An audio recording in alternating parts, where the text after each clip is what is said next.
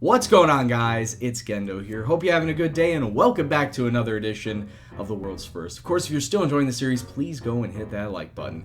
Now today is our very first day in our very first championship season. We're going to be taking on Birmingham City. But of course, before we get to that, we must go over all of the transfers that have taken place in this offseason. It's been a long offseason. Had to dump and reload half of the squad. A lot of ins, a lot of outs. Let's take a look at some of the faces that are no longer with us and then the fresh faces to come in. Now, if you've been watching the series for a while, you'll notice a lot of my problems have stemmed from a bad back line. It's been a constant plague year after year after year. So that's where most of my players I have dumped have come from. Lawrence McGuire, I brought him in last season as a backup, to be quite honest with you, backup to Zeki Friars, but even when he played, he just wasn't good. So it was better to just offload him. And then the curious case of Jack Sr. He was a yellow card magnet, always wanted play time, but just never performed when he was put under the spotlight. So I loaned him out last season.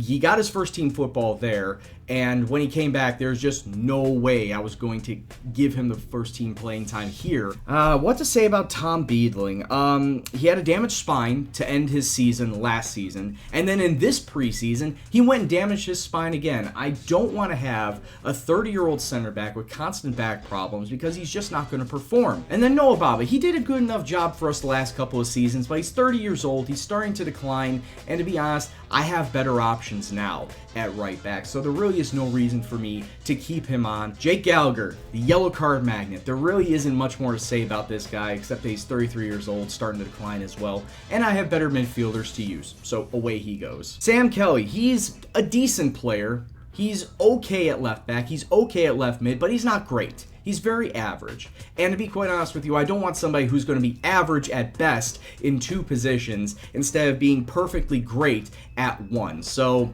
yes, David Jones, the backup to Jean Amena, and to be honest with you, he's not a good backup. He's got his pace, but that's about all he's got. He just didn't perform. He wasn't very consistent, so I don't want somebody who is just going to flounder in my bench, in my reserves. Yes, the curious case of Stuart Rennie. He has the attacking skill, he has the speed, but he just lacks the vision, he just lacks the concentration, to be quite honest with you, to make himself a great striker. And he was always fighting with me over getting first team football in the first place, and I just didn't want to offer to him because whenever he went out there, he was inconsistent as hell.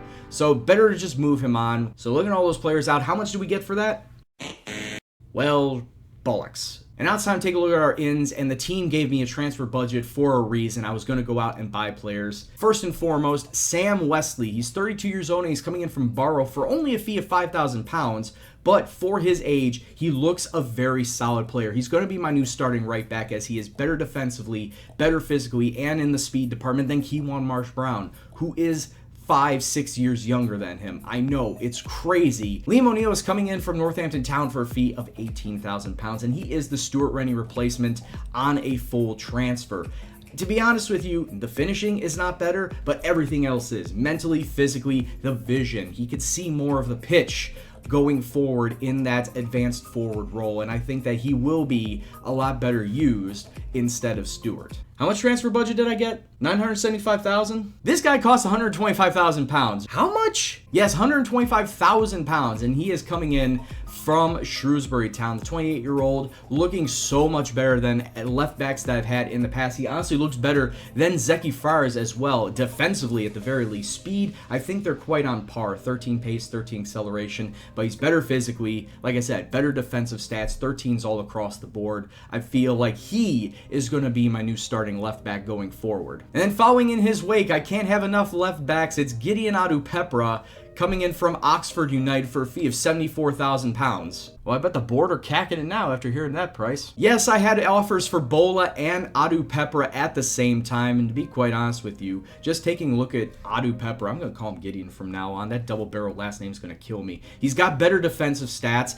better mental stats, may not be as physically or technically gifted as Mark Bola, but he is a solid backup. Now we're back down to manageable transfers. Curtis Nelson is coming in from Crew for a fee of £19,000, and for a 33-year-old, I like that his polygon is still looking pretty solid. Defensively, 12, 13, 12 for marking, tackling, positioning. His physicality and his speed is still up there, and I like that for a 6'2 player, he has some great aerial skills, great heading with a 14, a 16 with jumping reach, so that means both defensively and offensively on corners, he's going to help us out. Charlie Lakin is coming in from Forest Green for a fee of £2,000, and he is already unseated Jack Steele as my new starting left back. I know it's only been the preseason, but he looks so much better than Jack. I mean, because we all know friendlies mean everything when it comes to the season. My last full-on transfer is a free transfer, and I feel was a complete steal away from Cliftonville. 19-year-old David West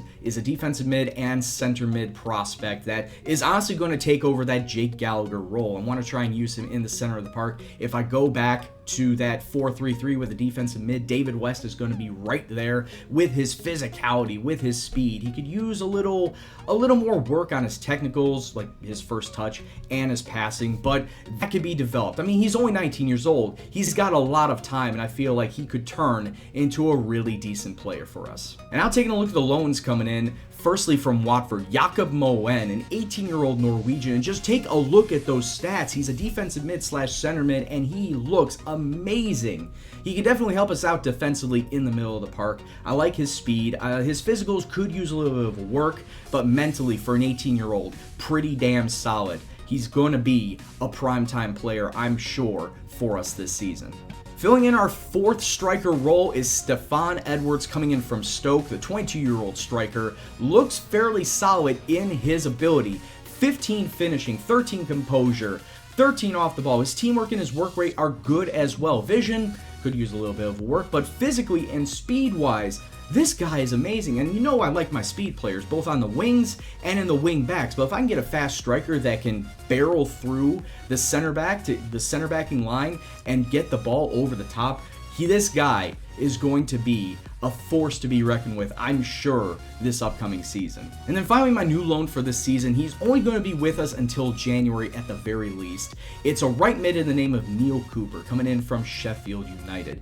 And just taking a look at his polygon, he's better physically, better with the vision, better technically than Jean Amena. I think Amena still beats him out in the pace, but everything else is going Neil Cooper's way. I want to try and fluctuate between the two this upcoming season, see who has the hot foot, see who has a better grasp of championship football, and just run with them. But honestly, Neil Cooper, even if he comes off the bench as a backup, he's a much better backup than David Jones. And then finally, Mark Winstanley and Alfie Lesser did in fact sign on for another 12-month loan with us. That was done before the calendar turnover, so it gets credited to last season. So before we get to our starting lineup is going to look like for opening day, we do have a few injuries to talk about. Adu Pepra, I signed him on, and then he gets injured in his very first preseason game with a twisted ankle. Or sorry, he didn't have a twisted ankle. He had strained knee ligaments, and he's going to be out for the next 3 weeks.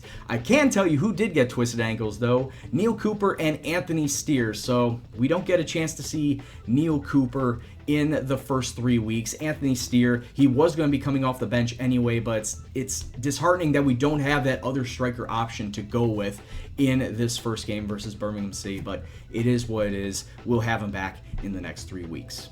But now to go over the actual lineup proper, this is our starting 11. Jack Bonham in net. Wesley, Nelson, Angel, and Bola will be the back line, with the mid four consisting of Amena, Winstanley, Moen, and Lakin, and then the two strikers up front, the new striker pairing of Stephen Edwards and Liam O'Neill. Hopefully they can do well versus Birmingham City today, but this is game 1 out of 46. If we don't come away with a win, it's not the end of the world. We still have 45 more matches to go.